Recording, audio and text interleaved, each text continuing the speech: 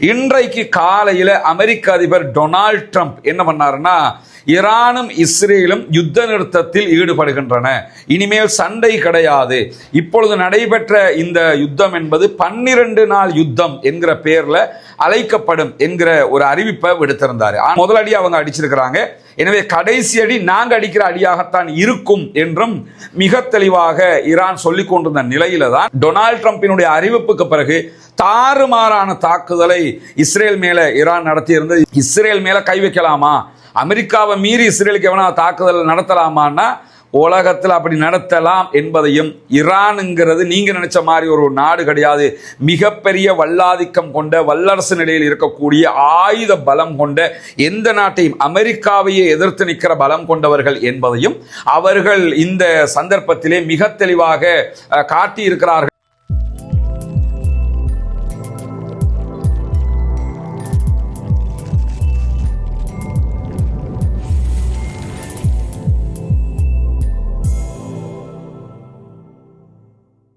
அஸ்ஸலாமு அலைக்கும் வரஹ்மத்துல்லாஹி வபரகாத்துஹு. அன்பிற்கினிய சகோதர சகோதரிகளே, நம் அனைவர் மீதும் ஏக இறைவனுடைய அமைதியும் கருணையும் உண்டாகட்டுமாக என்கிற உயரிய பிரார்த்தனைகளோடு, நமக்கெல்லாம் தெரியும் கடந்த 12 நாட்களாக இஸ்ரேலுக்கும் ஈரானுக்கும் இடையிலான ஒரு மாபெரும் சண்டை நடைபெற்று வந்து கொண்டிருந்தது.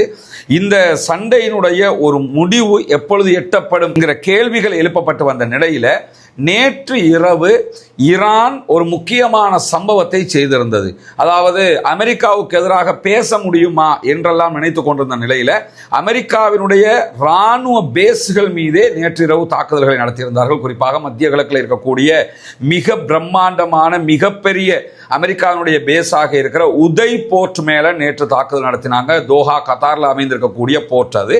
அதே மாதிரி பகதாதில் இருக்கக்கூடிய அவர்களுடைய இராணுவ தளத்தின் மீதும் தாக்குதல்களை நடத்தியிருந்தார்கள். இன்றைக்கு காலையிலேயும் ஈராக்ல இருக்கக்கூடிய 2வது மிகப்பெரிய அமெரிக்க பேஸ் மேல தாக்குதல்கள் நடத்தப்பட்டிருக்கிறது. இப்படி 3 தாக்குதல்கள் அமெரிக்காவினுடைய நிலைகள் மீது ஈரான் நடத்தி இருந்தது மட்டுமல்லாமல், இதுல தோஹா கத்தார் மேல நடத்தப்பட்ட தாக்குதல்கள்ல 6 மிசைல்கள் பயன்படுத்தப்பட்டிருந்த நிலையில 3 மிசைல்கள் நேரடியாகவே தாக்குதலை உண்டாக்கி இருக்கிறது. ஆனா அமெரிக்கா அதிபர் என்ன சொல்றாருன்னு சொன்னா, எங்க மேல நடத்தப்பட்ட தாக்குதல்கள்ல எங்களுடைய உயிரிழப்புகள் எதுவும் ஏற்படவில்லை என்று சொல்றாரு. உயிரிழப்புகள் ஏற்படவில்லை என்பது ஏற்றுக்கொள்ளத்தக்கதுதான், ஆனா அவங்களுக்கு இழப்புகள் ஏற்படவில்லை என்பது ஏற்றுக்கொள்ளத்தக்கதல்ல. காரணம் என்னன்னு சொன்னா, நேரடியாகவே உதய் போர்ட்டினுடைய ரன்வே உள்ளிட்ட பல பகுதிகளில் அந்த தாக்குதல்கள் நடத்தப்பட்டது. குறிப்பாக அந்த தாக்குதல்களுக்கு பயன்படுத்தப்பட்டிருக்கக்கூடிய குண்டுகள் தொடர்பாகவும் ஈரான் தகவல்கள் வெளியிட்டிருக்கும் போது என்ன சொல்றாங்கன்னா, இந்த குண்டுகள் எந்த குண்டுகள் எங்களுடைய நிலைகள் மீது, குறிப்பாக நட்டான்ஸாக இருக்கலாம், இஸ்பஹான் மேலையாக இருக்கலாம், அல்லது போர்ட்டோ மேலையாக இருக்கலாம், அங்கெல்லாம் எந்த குண்டுகள் பயன்படுத்தப்பட்டதோ அதை கொண்டுதான் நாங்களும் அவர்கள் மீது தாக்குதல் நடத்தி இருக்கிறோம் என்கிற ஒரு வாதத்தையும் ஈரான் முன்வைத்திருந்த நிலையில இன்றைக்கு காலையில் அமெரிக்க அதிபர் டொனால்ட் ட்ரம்ப் என்ன பண்ணாருன்னா, ஈரானும் இஸ்ரேலும் யுத்த நிறுத்தத்தில் ஈடுபடுகின்றன, இனிமேல் சண்டை கிடையாது, இப்பொழுது நடைபெற்ற இந்த யுத்தம் என்பது 12 நாள் யுத்தம் என்கிற பெயர்ல அழைக்கப்படும் என்கிற ஒரு அறிவிப்பை விடுத்திருந்தார். ஆனா உடனடியாக அதற்கு பதிலடி கொடுத்த ஈரானுடைய வெளிவிவகார அமைச்சர் அப்பாஸ் அராக்சி என்ன சொன்னார்னு சொன்னா, இந்த யுத்த நிறுத்தத்தை இப்பொழுது நாங்கள் உடனே ஏற்றுக்கொள்ள முடியாது என்று சொல்லிவிட்டு அந்த அறிவிப்பு ஒரு சில நிமிடங்களுக்குள்ள, ஒரு 30 மினிட்ஸுக்குள்ளாகவே என்ன பண்ணாங்கன்னா, ஈரான் மீண்டும் இஸ்ரேல் மீது பயங்கரமான தாக்குதல்களை நடத்தினாங்க. அந்த தாக்குதல்கள் உச்சகட்டமான தாக்குதல்கள். அது தனியாக அதனுடைய போட்டோஸை நம்ம டெலிகிராம் சேனல்ல வெளியிடுவோம், வீடியோவாகவும் வெளியிடுவோம், அதை நீங்க பார்த்துக்கொள்ள முடியும். கடுமையான தாக்குதல்களை உடனே இஸ்ரேல் மேல ஈரான் நடத்தி இருந்தது. நடத்தினதுக்கு பிறகு என்ன பண்ணினாங்கன்னு சொன்னா, அந்த சமாதான உடன்படிக்கையை, சீஸ் ஃபயரை நாங்கள் ஏற்றுக்கொள்கிறோம் என்கிற ஒரு அறிவிப்பை ஈரான் தற்போது வெளியிட்டிருக்கிறது. அதுக்கான காரணம் என்று சொன்னா நமக்கு தெரியும். நம்முடைய வீடியோவுல திரும்ப திரும்ப ஒரு விஷயத்தை சொன்னோம். அப்பாஸ் அராக்சி உள்ளிட்ட ஈரானுடைய தலைவர்கள், தளபதிகள் சொன்ன ஒரு செய்திதான், நாங்கள் யுத்த நிறுத்தத்திற்கு வருவதாக இருந்தால் கடைசி அடியையும் நாங்க அடிச்சுட்டு தான் யுத்த நிறுத்தத்துக்கு வருவோம் அப்படின்னு சொன்னாங்க. எனவே அமெரிக்கா அடித்ததற்குரிய பதிலடியை அவங்க கொடுத்துட்டாங்க. அமெரிக்காவினுடைய தாக்குதல்களால ஈரானுக்கு எந்த விதமான ஆபத்துகளும் அழிவுகளும் கிடையாதுங்கிறது நமக்கு தெரியும். ஏன்னா ஈரானுடைய போர்ட்டோ அணு நிலையத்தை பாதுகாத்துட்டாங்கிற விவகாரத்தையும் அவங்க ஆல்ரெடி அறிவிச்சிட்டாங்க. அதை தாண்டி அமெரிக்கா அடித்ததற்கு பதிலடியாக அமெரிக்காவுக்கே பதிலடியை கொடுத்துட்டாங்க. அமெரிக்கா ரிப்பீட் அடிக்கல. அதற்கு பிறகு திரும்ப திரும்ப அவங்க சொல்லிக் கொண்ட விஷயம் என்னன்னா, நாங்க இஸ்ரேலோட ஒரு யுத்த நிறுத்தத்துக்கு போறதாக இருந்தா இஸ்ரேலுக்கு கடைசி அடியை நாங்க தான் அடிப்போம். எங்க மேல முதல் அடி அவங்க அடிச்சிருக்கிறாங்க. எனவே கடைசி அடி நாங்கள் அடிக்கிற அடியாகத்தான் இருக்கும் என்றும் மிக தெளிவாக ஈரான் சொல்லிக் கொண்டிருந்த நிலையில தான் டொனால்ட் ட்ரம்பினுடைய அறிவிப்புக்கு பிறகு தாறுமாறான தாக்குதலை இஸ்ரேல் மேல ஈரான் நடத்தியிருந்தது. இதுவரைக்கும் 4 பேர் இஸ்ரேலுக்குள்ள கொல்லப்பட்டிருப்பதாக இஸ்ரேல் அறிவித்திருக்கக்கூடிய நிலையில தான் டொனால்ட் ட்ரம்பினுடைய இந்த அறிவிப்பு வெளியாகி இருக்கிறது.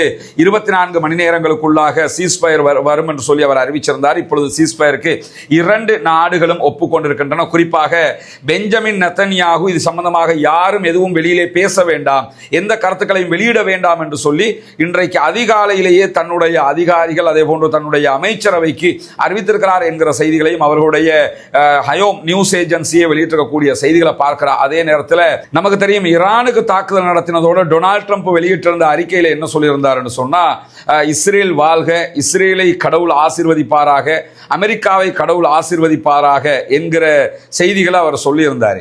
அதே நேரத்தில் இன்னைக்கு அவர் இந்த சீஸ்ஃபயர் அறிவிப்பு விடுத்த நேரத்தில் என்ன சொல்றாருன்னு சொன்னா, அதே மாதிரி ஈரானை கடவுள் ஆசீர்வதிப்பாராக, இஸ்ரேலை கடவுள் ஆசீர்வதிப்பாராக, மத்திய கிழக்கை கடவுள் ஆசீர்வதிப்பாராக, அமெரிக்காவை கடவுள் ஆசீர்வதிப்பாராக, உலகத்தையே கடவுள் ஆசீர்வதிப்பாராக என்று சொல்லி பிரார்த்தனை எல்லாம் பண்ணியிருக்கிறாப்புல.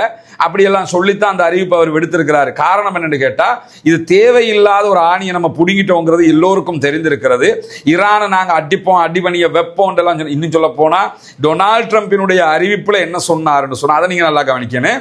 இந்த சீஸ்ஃபயருடைய முதல் கட்டத்தை ஈரான் ஆரம்பிக்க வேண்டும் அப்படின்னு சொன்னாரு. ஈரான் முடியாதுன்னு சொல்லிட்டாங்க. அதாவது இஸ்ரேல் தான் அட்டாக் கடைசியா நடத்தி அந்த கெத்தை வச்சுக்கிடுவாங்களா, நாங்க தான் கடைசியில ஈரானுக்கு அடிச்சோம் அப்படின்னு வைக்கிறதுக்காக சொன்னாங்க. ஈரான் தான் கடைசி அடியை அடித்திருக்கிறார்கள். எனவே ஈரான் தனக்கு தன் மீது தாக்கிய இஸ்ரேலை துவம்சம் செய்திருக்கிறது, முழுமூச்சாக நின்று அடித்திருக்கிறது. அந்த அழிவுகளில் இன்னைக்கு அடிச்ச அடியை கூட நீங்க பார்க்கலாம், பாரி அழிவுகளாக மாறி இருக்கிறது.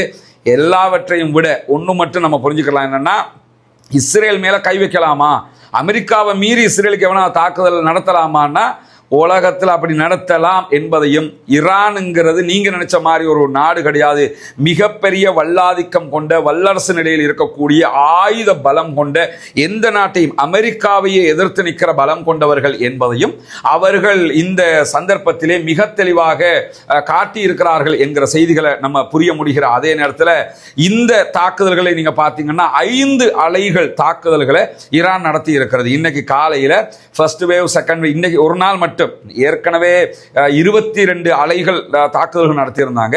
இன்னைக்கு ஒரு நாள் மாத்திரம் 5 அலை தாக்குதல்களை இஸ்ரேல் மேல அவங்க நடத்தி இருக்கிறாங்க. எனவே இந்த வார்ல 12 நாள் வார், 6 நாள் வார்ல இஸ்ரேலோட 6 அரபு நாடுகள் தோற்று ஓடியது என்கிற வரலாறு தான் 1967 எழுதப்பட்டிருந்தது. ஆனா வரலாற்றை மாற்றி எழுதி இருக்கிறது ஈரான். 12 நாள் வார்ல அமெரிக்காவையும் இஸ்ரேலையும் ஓட விட்டிருக்கிறது. அவர்கள் தங்களுடைய இலக்கிலே வெற்றியை பெற முடியாமல் போய்விட்டது. நட்டான்ஸ்ல, இஸ்பஹான்ல, அதே போன்று போர்ட்டோவில் தாக்குதல் நடத்தி அந்த அணு நிலையங்களை அழித்து அதில் இருக்கக்கூடிய யுரேனியத்தை அழிப்போம்னு சொன்னாங்க. எதையுமே அவங்களால பண்ண முடியல. தாங்கள் தொடர்ந்தும் அணு ஆயுத ரீதியிலான யுரேனிய உற்பத்தியை செய்வோம் என்பதில் மிக திடகாத்திரமான அறிவிப்புகளை ஈரான் விடுத்திருக்கக்கூடிய நேரத்தில் இஸ்ரேலுக்குள்ள ஏதாவது ஒரு ஏவுகணை தாக்குதல் நடத்த முடியுமா என்றெல்லாம் உலகம் கேட்டுக்கொண்டிருந்த நேரத்தில் இஸ்ரேலுக்குள்ளேயும் பாரிய அழிவுகளை உண்டாக்கி இருக்கக்கூடிய காட்சிகளையும் ஈரான் செய்திருக்கிறது. பொறுத்திருந்து பார்ப்போம் என்னவெல்லாம் நடக்கிறது என்பதை. எது எப்படி போனாலும் யுத்தங்கள் நிற்க வேண்டும், சண்டைகள் நிறுத்தப்பட வேண்டும், அமைதி திரும்ப வேண்டும் என்பதுதான் அனைவருடைய ஆசையவா பிரார்த்தனையாக இருந்தது. நேற்று இரவு தோஹா மேல நடத்தப்பட்ட தாக்குதலுக்கு கத்தார் கண்டன அறிக்கைகளை வெளியிட்டிருந்தாலும் நம்மளே சொன்னோம், அந்த கண்டன அறிக்கைகள் எல்லாம் அப்படித்தான் அவங்க விடுவாங்கன்னு சொல்லி அதை இன்னைக்கு நம்ம பார்க்கிறோம். இந்த சீஸ்ஃபயருக்கு மூல காரணமாக கத்தார் இருந்தது என்கிற செய்திகளை தற்போது டொனால்ட் ட்ரம்பும் சொல்லி இருக்கிறாரு. எனவே அடுத்தடுத்த கட்டங்கள் எப்படி அமைய போகிறது என்கிற கேள்விகள் இருக்கிற அதே நேரம் இந்த யுத்தத்தில் இருந்து இஸ்ரேல் பின்வாங்கி இருக்கிறது, தோற்று இருக்கிறது. ஆனால் காசாவினுடைய யுத்தத்தை அவர்கள் தொடருவார்களா என்ன என்பது அடுத்தடுத்த நிகழ்வுகளை பொறுத்து தான் இருக்கிறது. ஈரான் அது தொடர்பாக என்ன செய்ய போகிறது என்கிற கேள்விகளும் எழாமல் இல்லை. எனவே என்ன நடக்கிறது என்பதை பொறுத்திருந்து பார்ப்போம். அடுத்தடுத்த அப்டேட்களை உங்களுக்கு தருவதற்கு தயாராக இருக்கிறோம். இணைந்திருங்கள். ரஸ்மின் MISC நியூஸ் மற்றும் ரஸ்மின் ஸ்டாக் என்கிற நம்முடைய 2 சேனல்களையும் உங்களுக்கு தேவையான செய்திகள் உடனுக்குடன் உண்மையான செய்திகளை கொண்டு வந்து தருவதற்கு நாம் தயாராக இருக்கிறோம். வாஹ்ரதா வானா அல்ஹம்துலில்லாஹி ரப்பில் ஆலமீன்.